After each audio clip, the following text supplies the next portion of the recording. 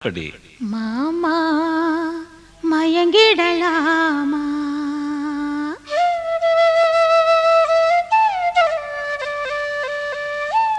ஒவ்வொரு குயில சேவல பார்த்து படுக்குது பாட்டு, நீயும் பதில் சொல்லு கேட்டு.